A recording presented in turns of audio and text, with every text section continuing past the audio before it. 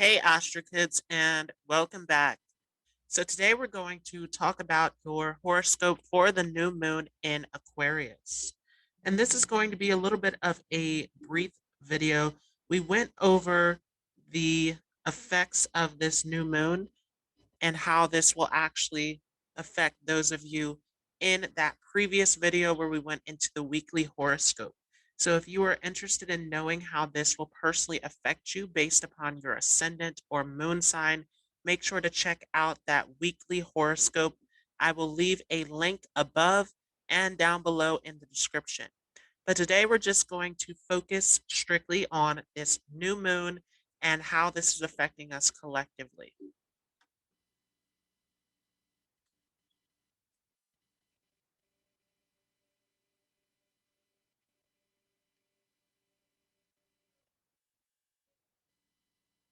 So this new moon is happening in Aquarius in the Purva Bhadra Nakshatra.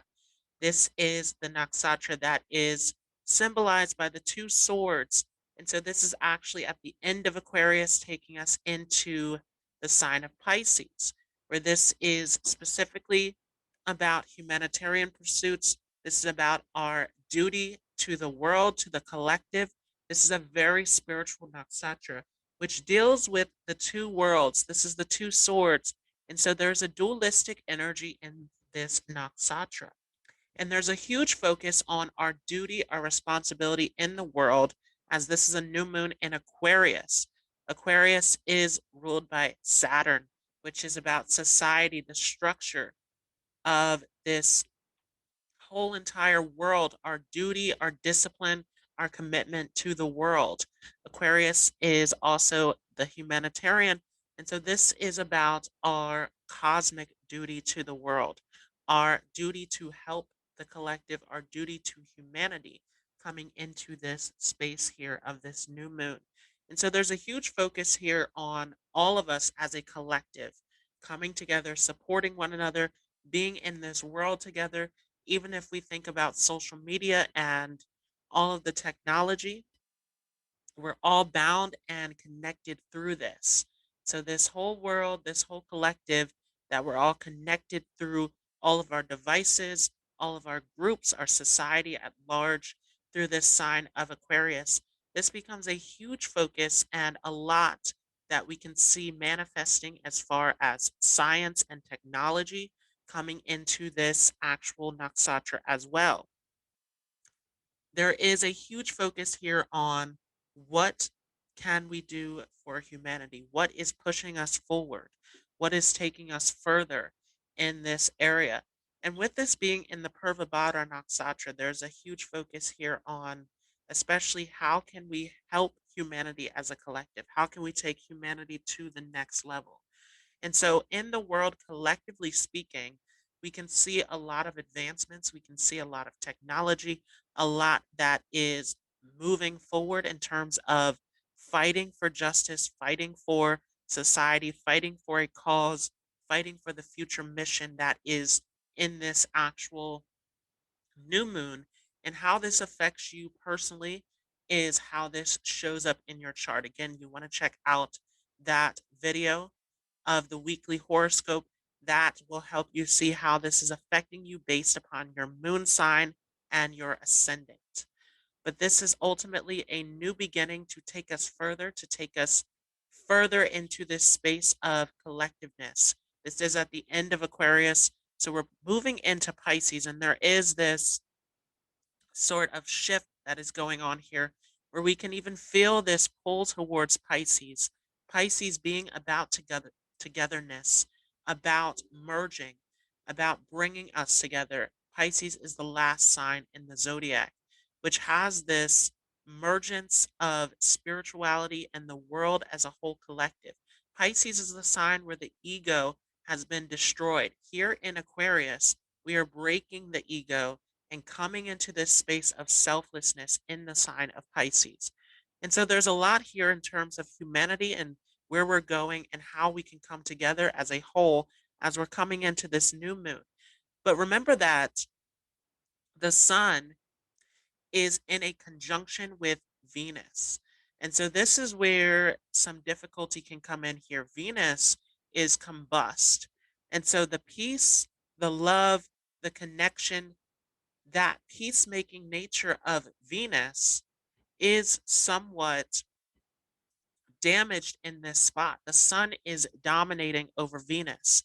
And so this is a little bit difficulty here where our impulses, our desires can take away from this mission, this collectiveness of this experience that we're coming into. And if you'd like to know more about Venus in Aquarius, this whole entire transit of Venus in Aquarius is going to be influenced by this combustion of the sun. So if you'd like to know more about that, feel free to check out the video on the Venus in Aquarius transit. Started out here on the 21st of February. And so there is a huge focus on our collective desires with Venus in Aquarius. But even in this combustion stage, there is somewhat this difficulty around this towards our actual individual needs. And so there is this need to sacrifice or surrender these selfish desires or needs of some of us here in the collective, serving more towards this collective vision. This Nakshatra of Purva Bhadra is ruled by Jupiter. And so it is about the higher vision, the higher purpose. Remember that Jupiter is the planet that deals with morals, philosophy, ethics, higher teachings. Jupiter is here to expand our horizons and bring us into this higher space of awareness. And so this is an interesting new moon that we're stepping into, especially coming off of that previous full moon that we had in Leo.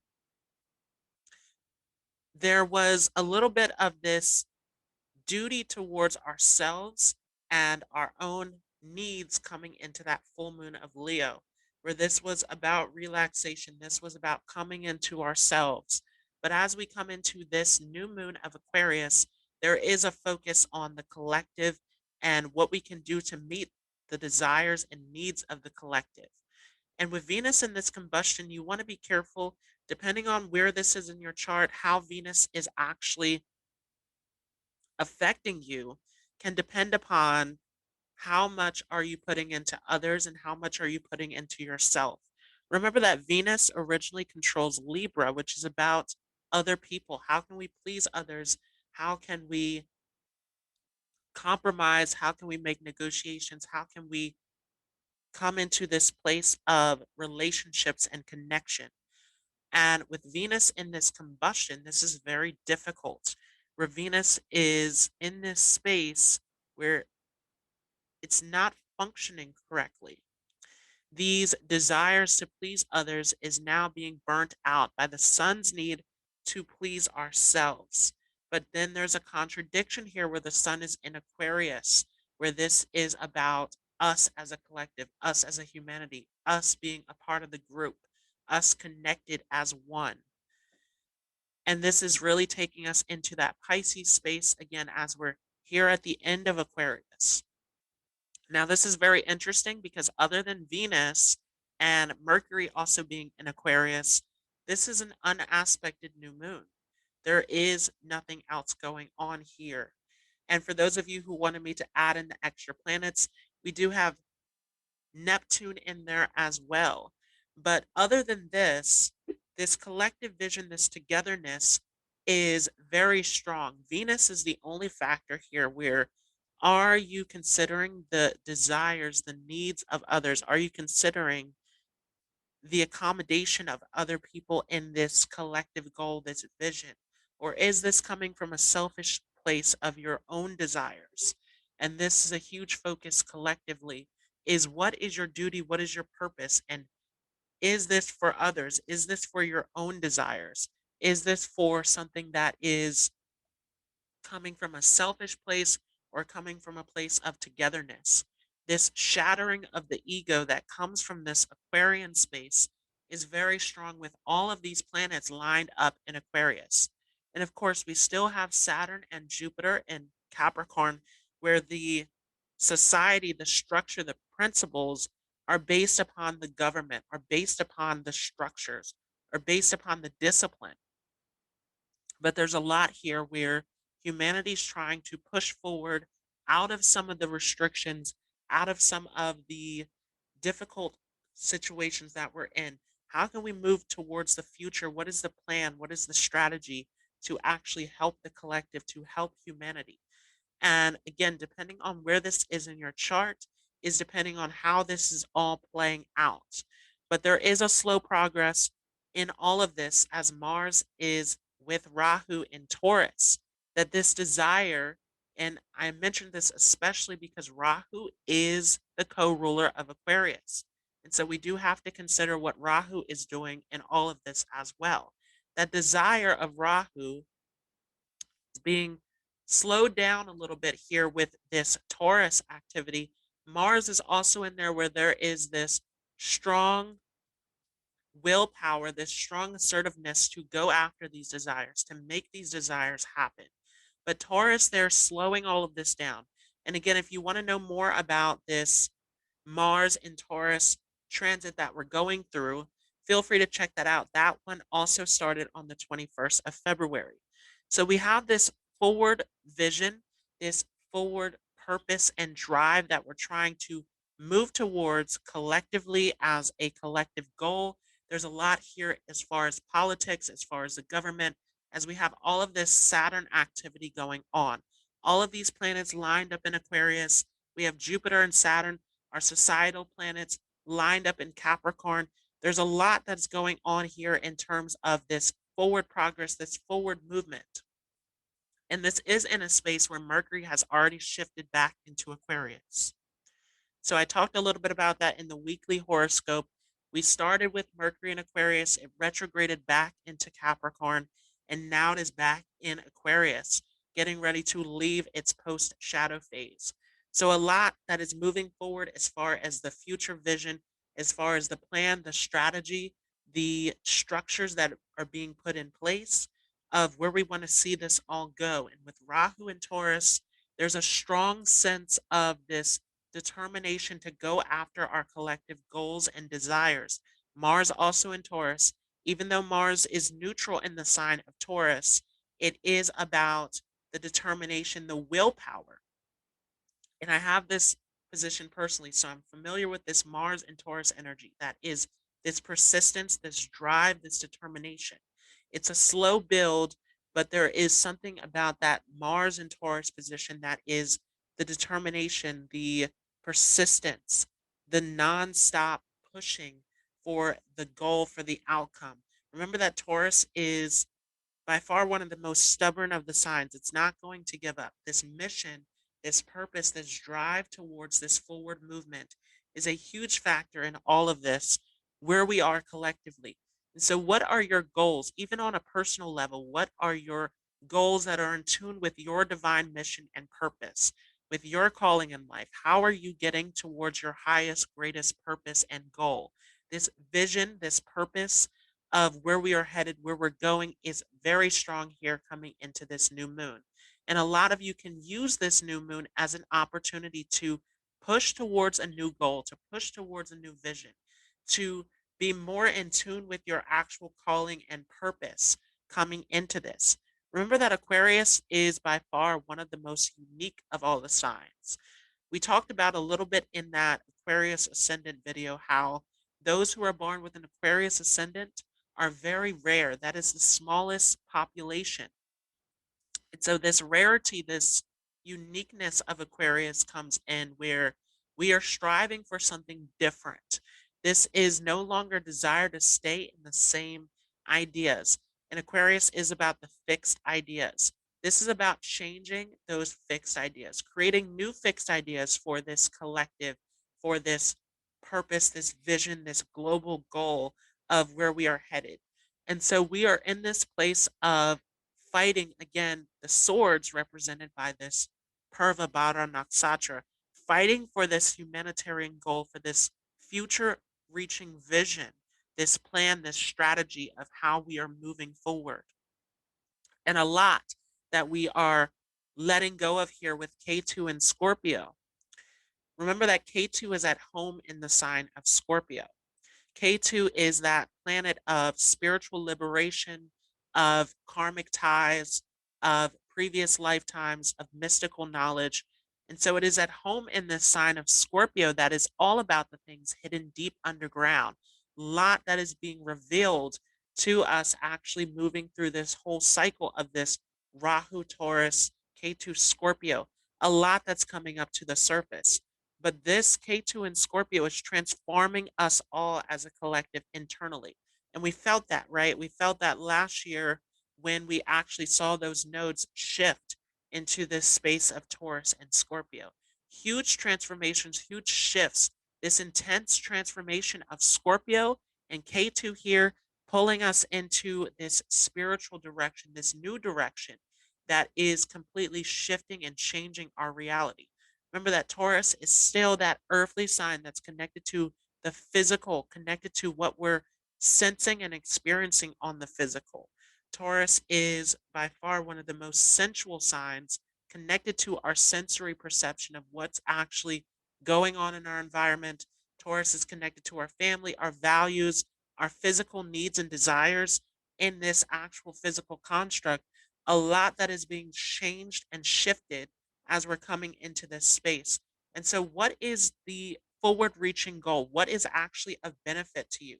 Taurus also is connected to our senses in the way that it is the mouthpiece, it is the speech, it is what we are valuing, it's our food intake. What is it that you are looking to nurture you? Is it something that is good and beneficial to you coming into this next space that we're moving into? Are you doing something that is nurturing your future moving forward, or are you stuck in the past? Remember that that shadow side of Scorpio is holding on to these old karmic ties and these intense feelings, these pressurized feelings that aren't being released. When Scorpio is in this place of stagnicity, this becomes a toxin, a poison.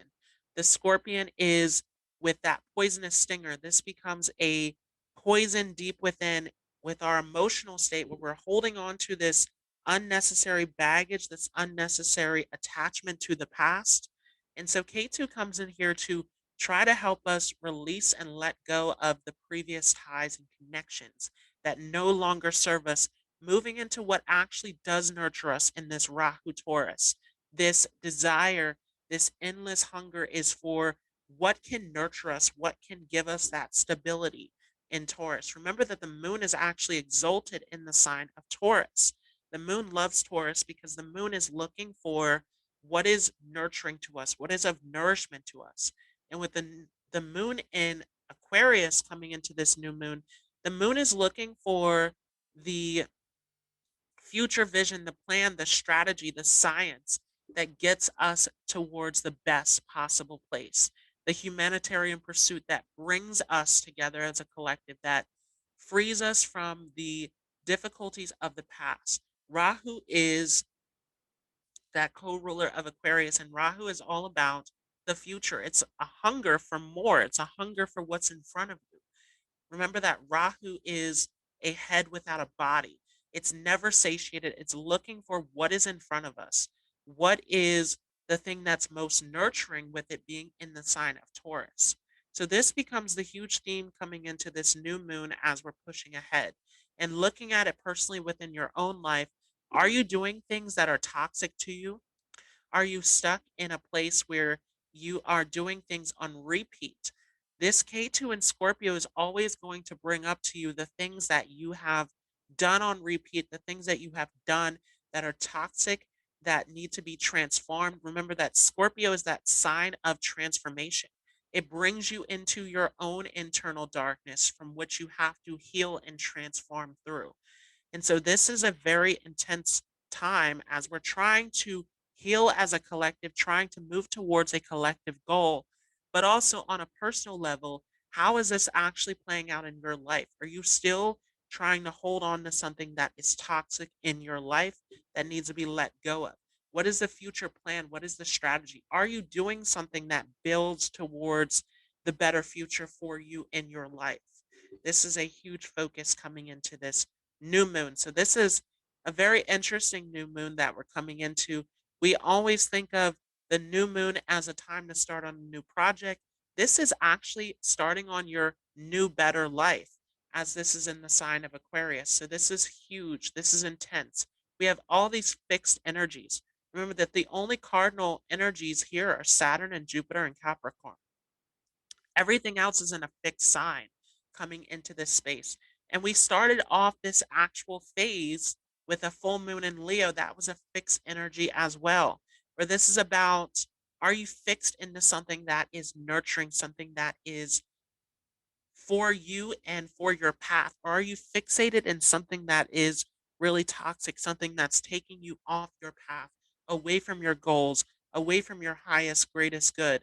And so this becomes a huge focus coming into this new moon here, and great opportunity to use this towards your benefit. Now, two cards came out for this new moon as we come into this phase here. And those were the Shadabasha Nakshatra and the Purva Bhadra Nakshatra.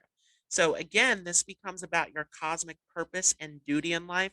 This becomes about your humanitarian pursuit, about working towards your goal, towards your vision, towards your actual best possible life, and staying in your purpose. Shadabasha is connected to your spiritual calling, your purpose, your destiny. And remember that that lower side of Shadabasha is the negative of using this Aquarian energy in a cunning way. Those thousand armies of demons that are attached to the shadow side of this Shadabasha. But then on the positive side, it is a thousand petaled lotus rising out of those muddy waters and blossoming into something better. And so this is a huge time of, what is your actual purpose and calling? And are you moving and working towards this? That was your horoscope for the new moon in Aquarius, coming here on March 13th. I hope you all enjoyed this. If you like this video, feel free to leave a like as well as a comment. If you're new to this channel, don't forget to hit the subscribe button along with the notification bell so that you don't miss out on anything coming up here in the future. We are getting pretty close to those eclipses as we're moving towards the spring here. So keep an eye out for that. Make sure you're hitting that notification bell. If you have anything specific that you'd like me to talk about in Vedic astrology, feel free to let me know and I will bring it up in a future video. If you have any questions, anything additional that you'd like to add regarding this video, feel free to in the comments. If this resonated with you, feel free to leave it down below. Always happy to see all of your comments. And if you are interested in learning a little bit more in depth as far as Vedic astrology goes, I do have a course available in the Facebook group, Astrology Lessons with Daquan Jones, and on the Patreon page. And I will keep you all updated when this becomes available on Udemy as well. I hope you all have a great day, and I will see you in the next video.